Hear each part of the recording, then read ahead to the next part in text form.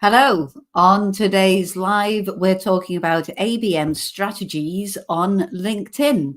I would love to hear from all of you that have joined. And where are you with ABM? Are you thinking about it? Have you got a fully fledged strategy in place? Just let me know in the comments. Do you have any ABM challenges? Now, that would be a good one because I'm joined today. My special guest is Riaz Kanani. Riaz, introduce yourself. Hi, everybody. So Riaz Kanani. I am the founder of Radiate B2B. Radiate is an ABM platform and agency. We focus on display and LinkedIn advertising, unsurprisingly, B2B organizations. And I'm Laura Hannon, and I'm the founder of Pitch One to One. So Riaz will be taking all of your questions on paid, and I'm on the organic side of things. So between us, we should be able to help out with any of your challenges. But actually, just a quick one before we get started on the nitty-gritty of LinkedIn. We probably should just frame things, a bit of context on what is ABM, what is account-based marketing. I know it means different things to different people. So I think, Riaz, you and I had a chat about that a long time ago. What would you say ABM is? So ABM, account-based marketing, it's been around for, believe it or not, 20-something years now. So a long time. But most people started to hear about it probably around about 6-7 years ago. So it's time's flown by, actually. And the reason account-based marketing has become more popular is primarily because technology has allowed it to be used by more companies. So ABM is this idea that you can target or create a marketing strategy for an individual company. So you pick your prospect and you put together a program for just that prospect. And so unsurprisingly, you've got a salesperson, a marketing person, maybe even some other people, a product person, all sitting around a table thinking about how to win this customer. And obviously that's super expensive. And there's very few companies in the world who can actually implement strategies like that. So you fast forward a bunch of years, and technology platforms allow you to take that thinking of individualized personalization and scale it up. And so today we have 3 strategies: a one-to-many ABM strategy, where you take 500, 1,000 companies maybe, and put together a program designed for that particular group. One-to-few strategy, which is maybe, say, 50 companies, and put together a program for that. And then, of course, you still do have the one-to-one strategy, where you are thinking about how you attack that one particular prospect. Yeah. You know what, I think of it as, but in the sort of creation of the content, I think of it as the salespeople need to sort of bring that feedback loop in what they've learned about the client, so that the content, along with the research and everything else that you know about that account, will go into such relevant content for the different job roles within that account. And then I think of the set that sort of comes back over to sales, and I think of them as being like worker ants on LinkedIn, sort of delivering this content to the eyeballs that need to see it. And it does mean that it's kind of changed the sales job on LinkedIn, that they are sort of the deliverers of content in a way. And that's why LinkedIn's so good for this, but not without its challenges, right? No. But that is exactly one of ABM's strengths, right? It allows you to, well, if you think about the old marketing way, you didn't always put the customer at the center. And you by involving sales and marketing, as you're talking about, you're now thinking right the way through, beyond the MQL, if you've heard of marketing qualified leads, right the way through to close. But that does bring the challenges that you're talking about, right? That alignment between sales and marketing is really, really important. If we have worked with clients where literally the marketing team turned around to us and said, we don't need to have the sales team in the room for this, do we? And of course, the minute we heard that, we knew that we needed to extend the session on sales and marketing alignment, because it really doesn't work if you don't have both the marketers and the salespeople in the room. So that's probably one of the biggest challenges overall across all ABM beyond even LinkedIn. But the other ones that especially apply to LinkedIn are, for me, the data side. Data is always a problem, and if you aren't confident in the quality of that data, you can start to do silly things. Even LinkedIn had, so for example, my profile, I don't even know, but I think my profile lists me as being in the internet industry, or may even be the marketing industry, because I work in marketing and I run a technology platform. So which is it? And so when you're targeting companies, you have to think about those sorts of nuances with your data.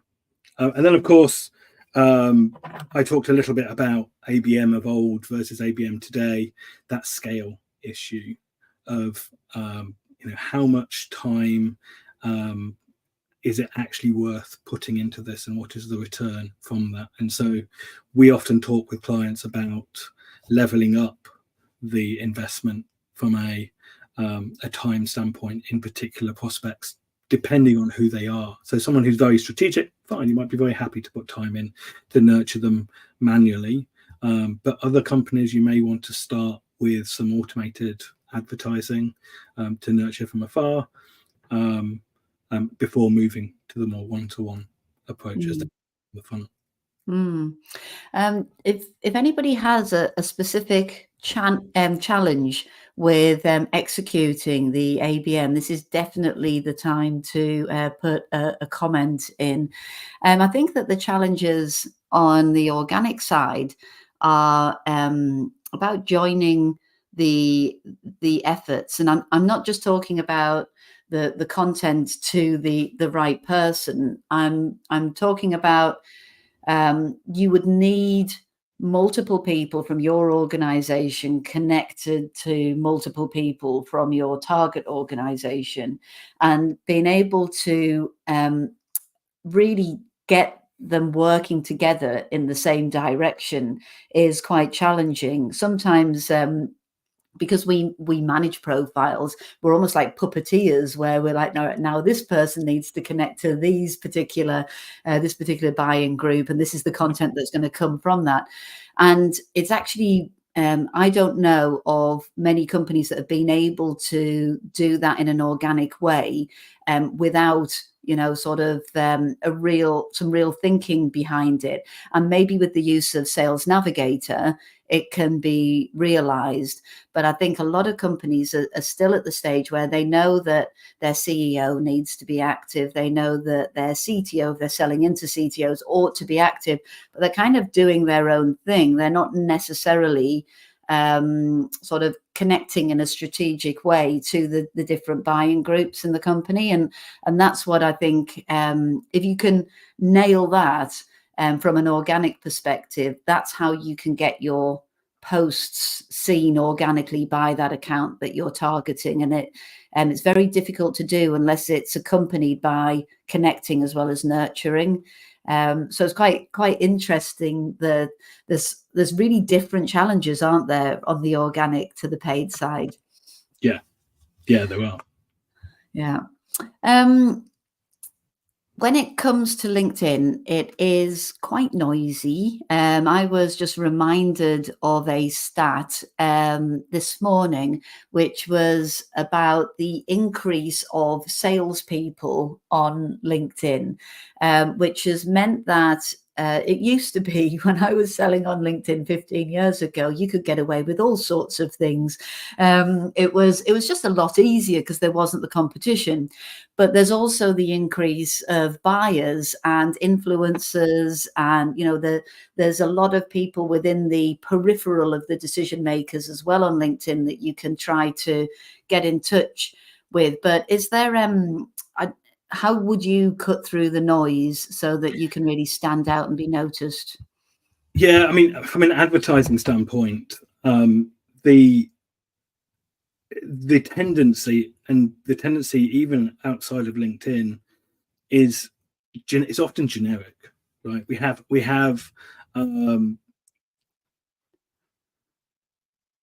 heuristics, hypothesis. Yeah, heuristics is the word I'm looking for. Well, we seem to know what a B2B ad should look like, and so as a result, the design of LinkedIn ads often can be very, very similar to each other. And so one of the things that I try and hammer home over and over again is that you have to be bold. You have to do something different when it comes to LinkedIn. Ideally, you don't treat it like a banner ad on the display on the internet. You think about it as being content that is valuable, and how are you going to communicate that value through that particular ad? And there's obviously lots of different types of LinkedIn ads that you can do, from an image to, you can still do image carousels on the advertising side, to video, and they all have slightly different aspects to it. But fundamentally, the first mission, if you like, is in that first 3 to 5 seconds. That's all you have as someone scrolls down the page. What is it that's going to grab their attention and cause them to pause? And so often that's the bit that I always emphasize on. What is it that you want someone to take away in that first 3 to 5 seconds glance? Yeah, that is where there's a lot of similarities with the organic side of things, isn't it? Because video in particular, I think that being brave is it. If it's coming from your personal profile, there's that personal brave thing, and it's about you being more human, because people may follow your brand, particularly if your brand is famous, but they actually will more quickly buy into a person. And so there's that balance between the brand standing out and being brave and memorable, but also the individuals within the organization. And I would say that the trend that is not stopping, and I think that LinkedIn members are slow to get onto, is just getting onto video. And whether that's video in a post, but also if you can have a conversation in the inbox and just jump onto a video call, even if it's only for 5 or 10 minutes, next time they see you, they're going to remember you so much more. It's really, a picture tells 1,000 words, right? But the video, a million words, I'm not sure, but it's just that way of really standing out. Still, I know we keep talking about video, but it's still underused, isn't it? It is underused. I mean, I do think we tend to see it more on the advertising side. I think because we often use snippets from webinars and the like within that, and it does serve a very different purpose. I almost group carousels and video together because they tend to have a longer dwell time on LinkedIn and a slightly lower click-through rate versus single image ads. So depending on what your goals are, we'll sort of decide which format. But I just want to pick up on one thing about cutting through the noise, which I think links to JP Murphy's question around selecting the most receptive target account. And one of the best things beyond the design of the ad is obviously the audience that you're targeting in the first place. And if you understand the audience and which message is most likely to be receptive to them, then obviously you can design, going back to the design, the campaign to match that audience. And so for somebody outside that particular segment may not find it interesting at all, but because they're in that segment, it stands out to them. And so knowing your ideal customer profile, your ICP, can really make a big difference. And I'll talk a bit about the impact on the results of that a bit later on. When it comes to deciding whether to use one-to-one or one-to-few, I mean, in LinkedIn, it's a bit more difficult actually, because from a paid standpoint, you can only target a minimum of 300 companies usually, and around about 10,000 contacts. So there's ways to get over the minimums, but that does mean if you are trying to target an individual company on LinkedIn, you also have to waste a lot of media targeting other companies at the same time. For some companies, that can still make sense, because if you do it well, you can still do it for a reasonable sum of money if the contract value is correct. And isn't there an element of sort of dynamic content that's available on that as well? Yeah, that's right. And that's how you decide really whether somebody should go into a one-to-one or one-to-few. In my view, it's all about insight. It's very, very rare you want to select a company for a one-to-one campaign right from the very outset. You probably want to use signals, as we call them, that suggest you want to first initiate a broader advertising campaign to them, and then based on their engagement or their interaction, then you might move them through to a one-to-few or one-to-one. And so intent data is one part of the puzzle to helping select companies. Yeah, and actually intent is a topic that is just getting more and more popular as well. Again, it's not a new topic, but it seems that I was at an event recently and they were talking about the end of the MQL, that we should no longer take that one signal by that one person in that one company as a lead, that it's about a collection of activities. And if anybody's got any questions about intent, I know this is a topic that you're deeply involved in, isn't it? Yeah, obviously. So we have a lot of intent data that we use to power campaigns, from activity or behavior on the website as one indicator of intent, activity outside of your website, so what people are browsing, hiring activity, changing jobs as an activity. So lots of different things that for different companies, each one has different weightings, and based on that, we then pull effectively a custom feed of companies that are showing signals.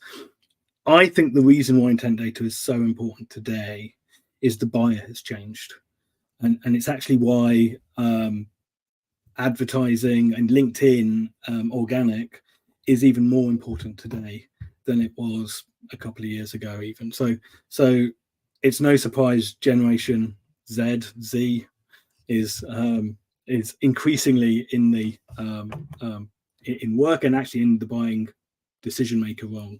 And there's a couple of things that have changed about that particular generation broadly. One is they tend to do more research away from the seller.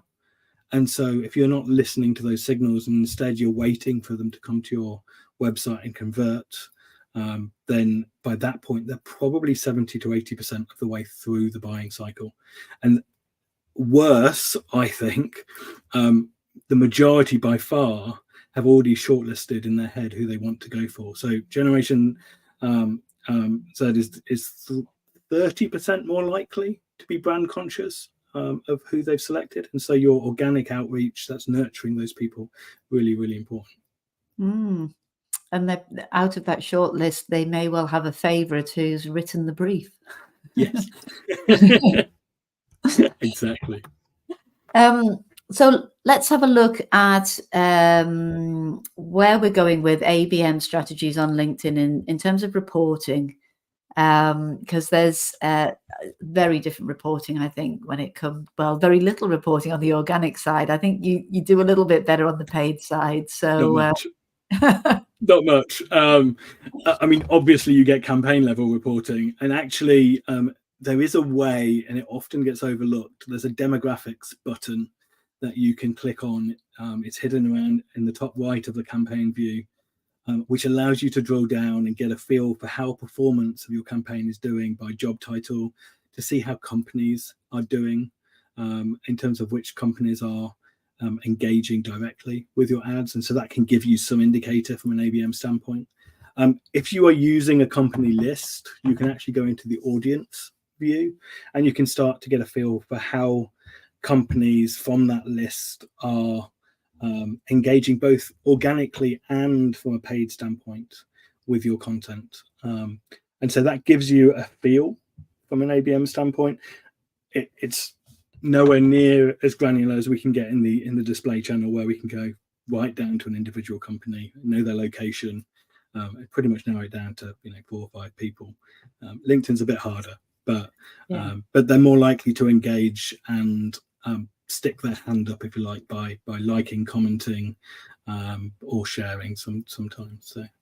Yeah, but so many of the LinkedIn audience are passive, particularly if you're a well sought after B2B buyer. It's a lot of them know better than to openly engage, don't they? So it's quite challenging. On the organic side of things, one thing that we would do in our agency is a little bit of manual work using the analytics that we've got, where it came in when creator mode came in, that you could see a bit more of the demographic data on each individual post. And if you look at it on individual posts and then sort of add it up across all your posts, it is actually better than the summary view that you get.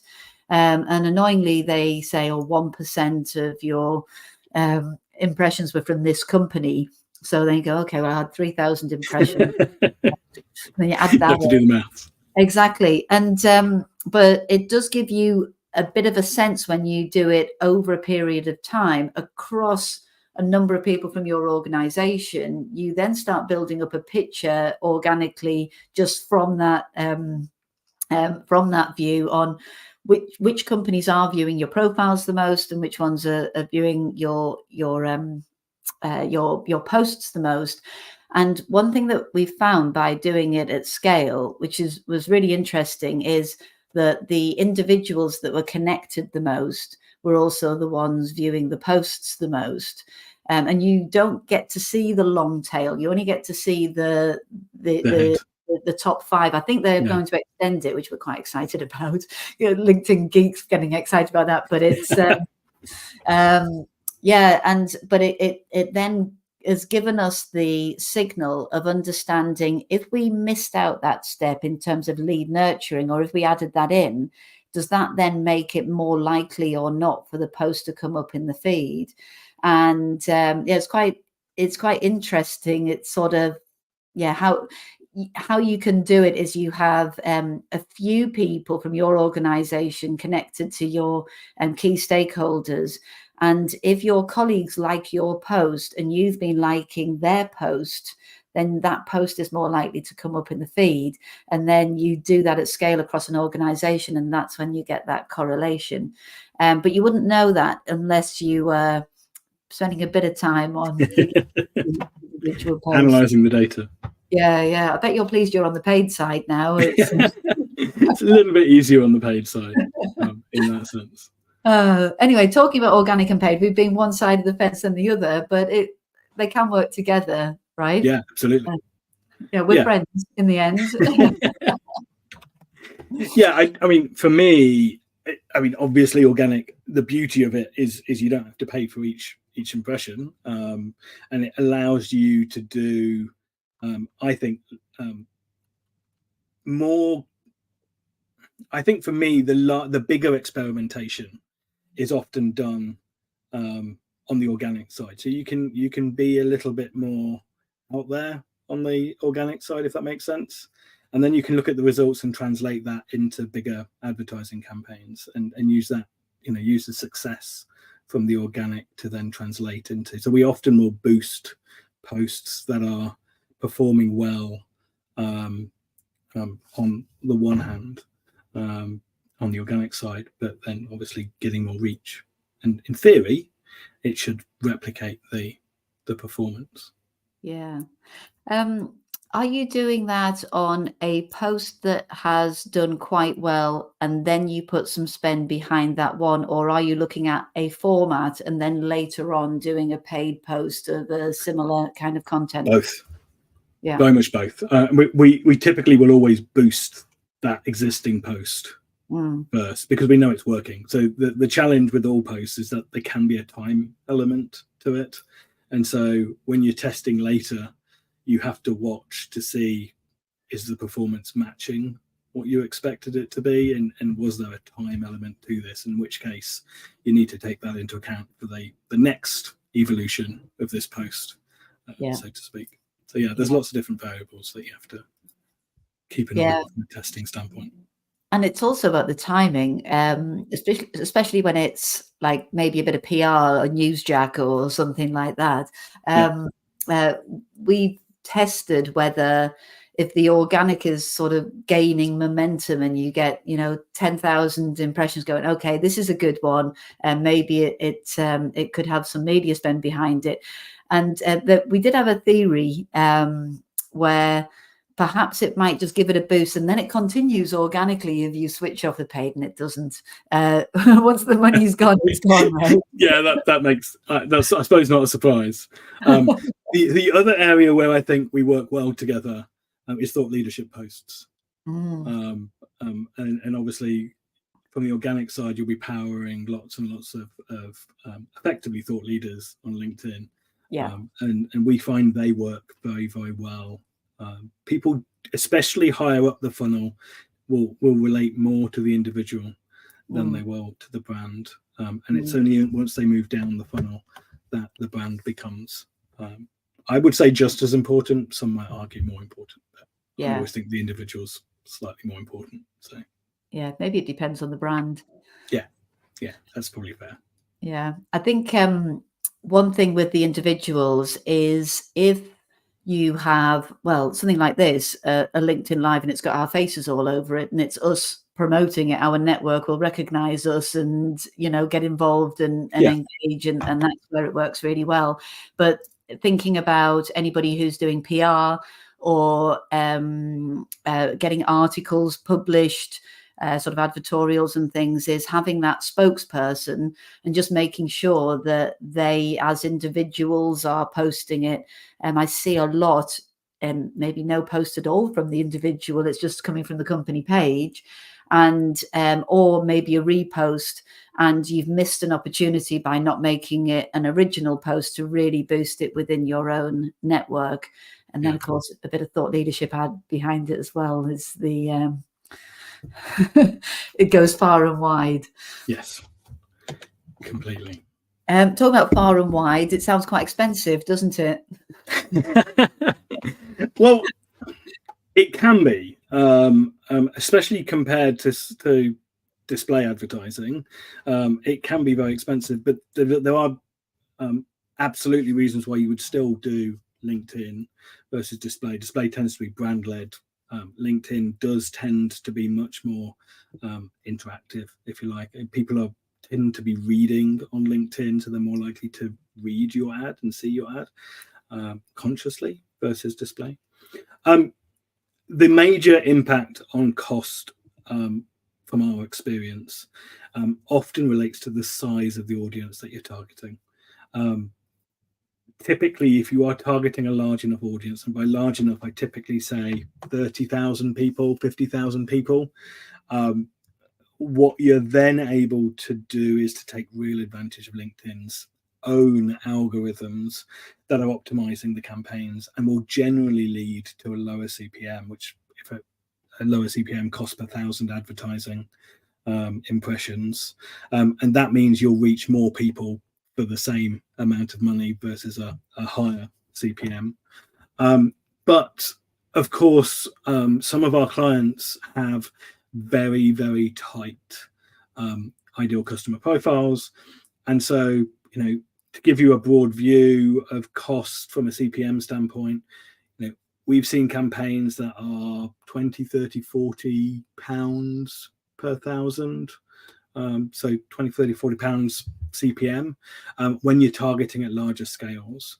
When you're targeting smaller segments, though, it can really rise. So that customer, for example, who's targeting a very, very tight niche, we're seeing £100 CPMs, £200 CPMs, and you have to make a decision as to whether that is worth the money. In effect, I mean, that's what you have to be looking at. What's the performance cost? What's the goal of this ad?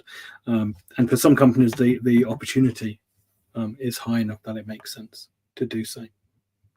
I'd love to hear in the comments if anybody is going, yes, I know I'm paying a high price for my ads. It'd be really good to hear from you. But even if you're organic, it's not free. is it?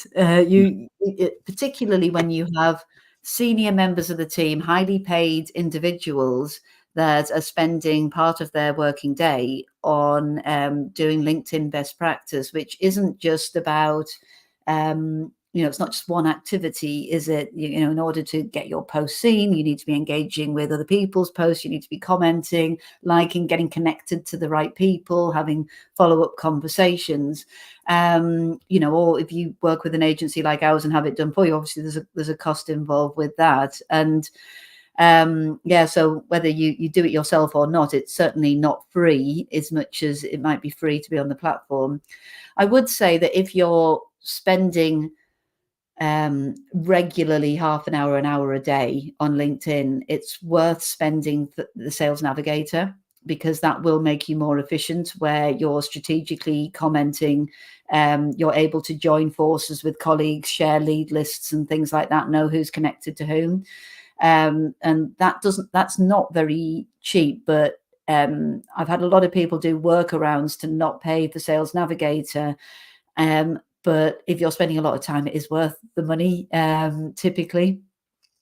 I think that we get asked a lot about, how much does a campaign cost? And I think that you do need to think of it as a longer term strategy.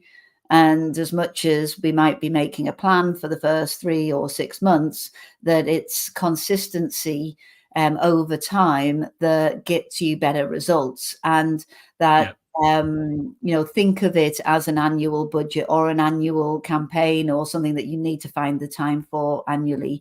I feel like I'm putting people off. I don't mean to at all. Obviously, love LinkedIn. But it's the only place, isn't it, where you really can see the job title, the latest interest, the companies that they work for. It's you don't really get that from any other platform. I don't think, anyway. No. I mean, well, our display platform will give you that, because we effectively replicate LinkedIn across the internet. But yeah, beyond that, no. I was teeing you up for that. I know, thank you. I feel that we are we're sort of getting to. Is there anything else that you think is relevant for the audience who are looking to execute? I suspect just one thing that I suspect the audience might like to know is what does success look like from an ABM LinkedIn standpoint. So maybe quickly touch on that. I'd say it's a journey, right? I mean, to your point about putting people off, is you don't need to conquer Everest in a day, right? You absolutely build layers of complexity over time. The paid side is no different. You might start with a single segment targeting via LinkedIn, and when you're doing that, it's not unusual for us to initially see click-through rates. And to be clear, when we look at success, we often will go beyond the click to look at dwell time on the website, conversion into pipeline, etc., etc. But click-through rates are much easier to get a gauge in this conversation, because it does differ by client beyond that. Initially we'll often see 0.1, 0.2, maybe touching 0.3 off the first campaign, with a very good ICP selection to start with. But within a month, 2 months, that's typically transformed to 0.4 to 0.6% sort of thing for an ABM campaign. And again, usually by 3 months, we're typically seeing 0.8, 1.2% click-through rates. And so you can see the journey that's going on there. And then, of course, you then layer on other types of campaigns, so retargeting campaigns that then will reach people who've engaged previously or been to your website. And to give you a slightly different metric, for this event, I put some advertising behind it to just see and use that metric for a cost per click standpoint. And we were getting a £1 to £2 cost per click for it, and that is pretty typical for what we see. Fantastic to have those benchmarks. Thank you for sharing those. I do think that it's success means different things to different people. Of course, marketing has a different sense of success versus sales, and we like to join that up as much as possible. You know, the marketing to the revenue. One thing that we would measure in terms of success would be having a look at a target account and have we reached what we would term a critical mass, where we would say, okay, this is now warmed up enough that sales can really focus their sales efforts on this account. So have we got connections in each of the buying groups? Has there been enough impressions of profile views? Have there been enough post impressions from people from those companies that will make the sales job a little bit easier in terms of getting the messaging out there? And one thing that we really measure, which is very much an internal KPI, and it's really important to the success of an ABM campaign, is a connection acceptance rate. I know from training salespeople that very often you're seeing a 10% connection acceptance rate. If you're using tools, that is kind of standard, which is awful. You know, most people are rejecting connections. Connecting the right way with senior execs to peers within an organization, you can get 50% plus. We've actually had campaigns with 80%, which is incredible. And the way that you would do it is to go second first, go with more active, go with peers, and sort of connect your way strategically into the account. Once you've done that, what we've found is that the more people from your organization that get connected into that buying group, the easier it gets. So over time, that connection rate goes up the more you cross connect, which means that you're then teeing up your salespeople to have the very best chance of getting connected. And also you've identified which people within those buying groups are more likely to engage on LinkedIn. So it's a little bit of a leg up for sales. They've got to obviously do their magic, but that would be a really good measurement. How many accounts have you warmed up and then sent over to sales, and then obviously you're tracking that opportunity. CRM. Exactly. Yeah. I feel like it's, sorry. There's a question from JP Murphy that. Okay. Yeah. 15 stakeholders in your target account that are part of your decision-making unit, DMU. Does it make sense to have a different message for each DM, or is this overkill? I think that pure ABM would say that you need to have different messages for each decision-making unit. And I would say that there are lots of interpretations of this. That's my view on it. Anyway, I don't know how you feel. Certainly the pure definition.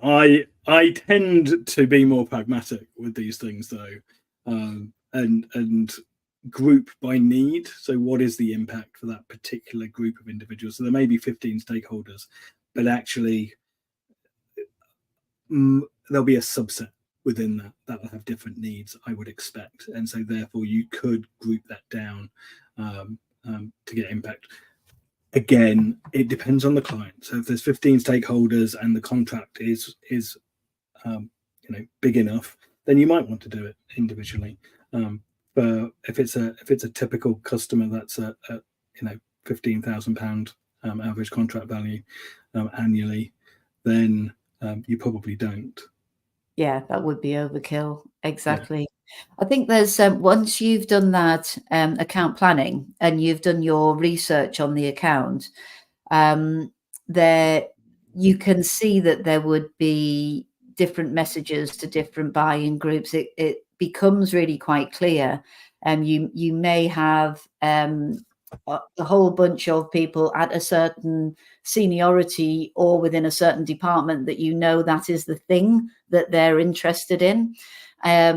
And a different message to each person is a very manual thing. But if you've got a group of 50, then you're sort of serving up that message. So I think the more enterprise the deal gets, the easier it is to segment that messaging. And as you say, and the higher the value of the deal, then the more it's worth putting the effort in, right?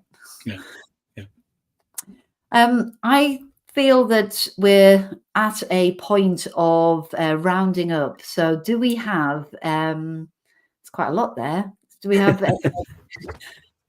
let's have a couple of takeaway thoughts, and then I will play the outro, and stay tuned, because in the outro you can scan the QR and attend our next live. So Riaz, I'm afraid you won't be on the next live because you're my special guest today.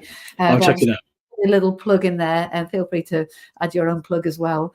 And also anybody who's got any questions that might have sort of cropped up in it and we haven't seen it here yet in the studio, we will come back onto this, and both Riaz and I can answer any questions in the comments. So do keep them coming. And I'm going to let you round up last, Riaz, as our special guest. So let me just have a think about what sort of my roundup would be. That point about starting small, I think, is a really key one. And I think that it's actually really easy when you're doing it. In fact, it's almost harder to not do it in another way, is to start small. And sometimes we just go too big too quickly with the organic stuff, which means that you're spread too thinly. And I would say that the takeaway of it is, when you have a connecting strategy, it might feel that it's going to get really complicated with all of these people connecting to all of these people. But if you do it for one account and then two accounts, and actually start with the one-to-one on a qualified account that that you really want to sell into, then it makes it a whole lot easier, and it makes it easier to scale from there. And if you're utilizing Sales Navigator, they actually have all the tools that you can really work, sharing lead lists, who's connected to whom, and you can really work it through Sales Navigator. So that would be my organic takeaway. Okay. Shall I give the paid takeaway? Yeah. I absolutely agree with you on start small. It is madness to go too big too quickly with LinkedIn paid ads. You can spend an awful lot of money and not learn very much from it. And so start small, absolutely. I think there's three things that you then that are then key to remember. If you know your ICP, your ideal customer profile, and you know the persona, the individuals that you're targeting, that's one big piece of the puzzle. And so spending time on that is key. Once you know that, the messages fall out, and that helps you from an obviously creative standpoint. But even then, once you get those two things right, so the ICP and the individuals, test is the secret sauce of LinkedIn advertising, right? We will typically double or triple performance just by testing alone. And so that would be my big three takeaways. Thank you so much. Cue the outro. See you later. See you next time.